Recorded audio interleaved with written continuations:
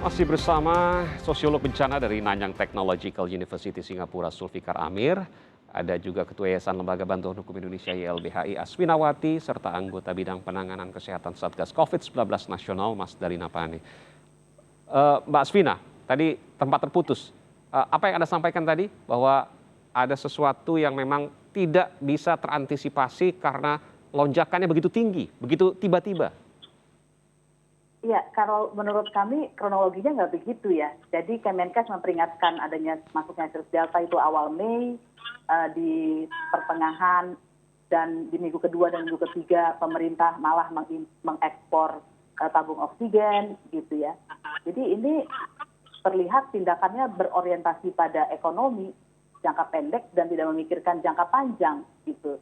Jadi juga kita dengar BNPB sudah memperingatkan adanya virus Delta ini gitu 1,5 bulan lalu. Artinya kalau 1,5 bulan lalu ya itu sekitar jangan-jangan akhir Mei juga atau Juni setidak-tidaknya gitu. Ya, tapi kan angkanya mungkin nggak setinggi apa yang diperkirakan. Ini peningkatannya eksponensial ya. Saya pikir harus ditanya kepada orang yang ahli nih, ada Mas Zulfikar ya, Zulfikar, bahwa justru peringatan itu kan karena kenaikannya yang sangat tinggi. Oke, saya ke Bung Sulfikar. Bung Sulfikar, Anda setuju dengan apa yang disampaikan bahwa memang sulit untuk prediksi karena tiba-tiba sekali? Ya, pertama-tama saya mau mengapresiasi bapak-bapak dan ibu-ibu di Satgas yang saya yakin bekerja 24 jam sehari, 7 hari seminggu dalam menanggulangi krisis pandemi yang kita alami sekarang. Tetapi perlu kita catat bahwa akhir April kita sudah memberi peringatan kepada pemerintah bahwa gelombang kedua itu akan terjadi dan bahwa krisis yang akan kita alami itu jauh lebih tinggi dari gelombang pertama. Artinya sebenarnya pemerintah itu sudah punya head time sebanyak sekitar 2 bulan untuk mempersiapkan seluruh infrastruktur kesehatan agar kondisi pandemi, situasi pandemi tidak separah yang seperti kita lihat sekarang. Nah, ketika pemerintah mengambil keputusan untuk melakukan PPKM darurat, walaupun mungkin dalam hitungan kita agak telat sebulan, kita cukup bersyukur. Tetapi kemudian ketika putaran pertama dari PPKM darurat itu selesai, tiba-tiba pemerintah mengubah strateginya dan sekarang kita lihat bahkan terjadi pelonggaran di beberapa sektor di masyarakat gitu. Menurut saya ini adalah sebuah sikap yang tidak bijak karena kondisi pandemi kita itu masih sangat parah dengan jumlah kematian yang tinggi walaupun sempat menurun dalam hal jumlah kasus, tetapi kemudian kita tahu bahwa penurunan itu bersifat artifisial karena jumlah testing itu juga melorot. Jadi menurut saya di sini ada satu hal yang sangat fundamental, yaitu bahwa pemerintah sebenarnya tidak punya grand design, tidak punya rencana besar bagaimana menyelesaikan pandemi secara lebih baik. Ini menarik, Bung Sulfikar. Saya akan tanyakan ke Bu Mas Dalina. Bu Mas Dalina, kalau kita lihat di beberapa daerah yang tadinya tinggi sekali, Jakarta, Bodetabek, kemudian juga Jawa Tengah, Jawa Timur, ini mulai turun tingkat keterisian rumah sakit. Tapi tingkat kematiannya tinggi. Ada apa sesungguhnya? Ya, kalau kita lihat Jawa untuk jumlah kasus memang terlihat saat ini mulai menurun, tetapi luar Jawa itu yang harus kita antisipasi. Jawa dan Bali sebenarnya fasilitas kesehatan itu sudah cukup baik dibandingkan luar Jawa Bali. Nah, sumbangan kematian luar Jawa Bali ini yang harus kita antisipasi. Kita sudah katakan berkali-kali, meningkatkan kapasitas di hilir dalam bentuk rumah sakit, tempat tidur, itu tidak akan pernah cukup. Maka di hulu yang harus kita lakukan tindakan-tindakan khusus. Tracing merupakan salah satu upaya utama di dalam melakukan pengendalian terhadap peningkatan jumlah kasus atau memutuskan rantai penularan. Karena melakukan pembatasan secara total dalam jangka waktu lama itu juga tidak menyelesaikan masalah. Cukup banyak negara yang sudah meninggalkan upaya lockdown. Cukup banyak negara. Tetapi mereka memperkuat di hulunya melalui kegiatan tracing, melakukan isolasi dan karantina yang ketat bagi warga negaranya. Nah, itu yang menjadi persoalan di negara kita. Pertanyaan tadi saya belum terjawab, Bu Mas Dalina. Kalau tingkat keterisian rumah sakit turun, kemudian juga angka penularan juga sudah mulai turun, tapi kemudian tingkat kematiannya tinggi. Ada apa? Ya, Kematian yang tinggi itu disebabkan pertama karena terlambat untuk dideteksi. Itu salah satunya. Teman-teman di rumah sakit itu sudah menyatakan mereka datang dalam kondisi yang berat dan kritis. Kemudian yang kedua, mereka-mereka yang ada di isolasi mandiri itu tidak dapat mengenali dengan baik perburukan yang terjadi. Karena tidak ada tracer yang memonitor setiap hari. Kenapa seperti itu? Karena mereka tidak lapor? Ya, Karena mereka tidak lapor ke RT RW dan puskesmas tidak tahu atau seperti apa? mengenali perburukan.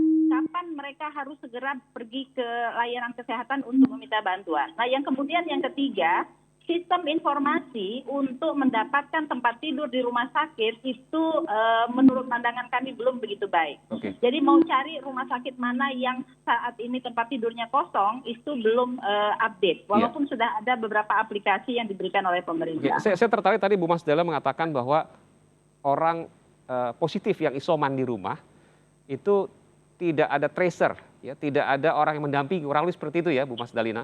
Kenapa Iya, benar. bisa tidak ada tracer? Kenapa tidak ada petugas medis atau ahli yang mungkin mendampingi? Mungkin lewat WhatsApp atau lewat telepon, puskesmas terdekat. Apakah mereka tidak lapor ataukah mereka memang puskesmasnya atau rumah sakit terdekat misalnya itu sudah tidak bisa menangani lagi?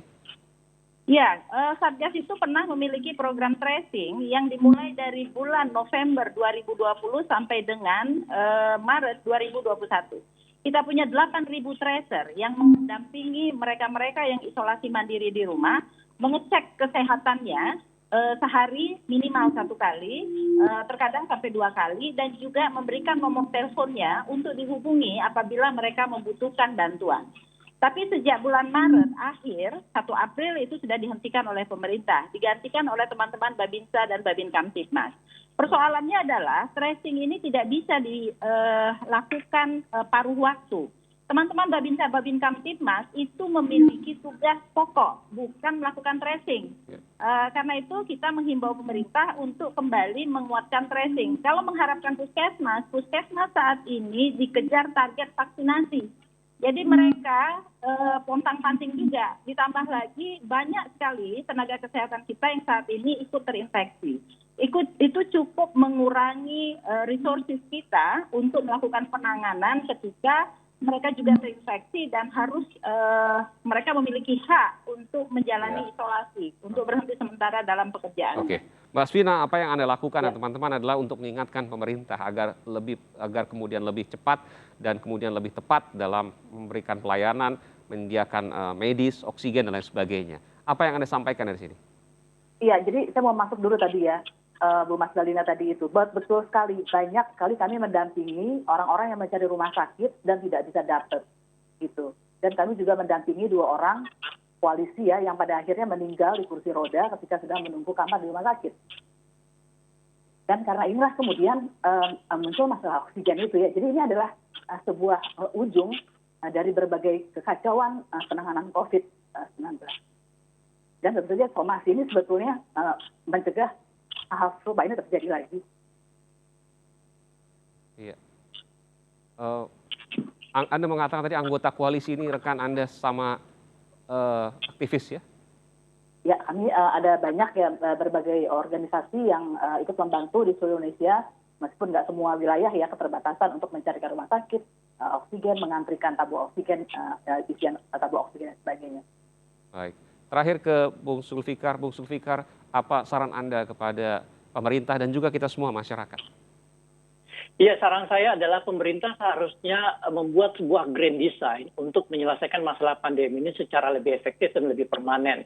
Apa yang disebutkan tadi mengenai persoalan tracing, itu adalah indikasi bahwa pemerintah mestinya harus kembali ke masalah yang sangat fundamental, yaitu bagaimana mengurangi laju penularan melalui pembatasan sosial. Dan pembatasan sosial ini hanya akan efektif jika ada kepatuhan sosial yang dibarengi dengan jaminan sosial dan kepercayaan kepada publik. Dan artinya kembali lagi kepada pemerintah, bagaimana pemerintah membangun sebuah sistem yang lebih robust ya, yang lebih solid untuk menangani pandemi ini di setiap lini, sehingga kita bisa keluar dari jebakan pandemi ini dalam jangka panjang. Baik, terima kasih Bung Sulfikar dari Nanyang Technological University, kemudian Ketua YLBHI, Bung Asvinawati, dan juga dari Satgas COVID-19, Bu Mas Dalina Pane. Terima kasih Ibu-ibu dan Bapak, salam sehat selalu.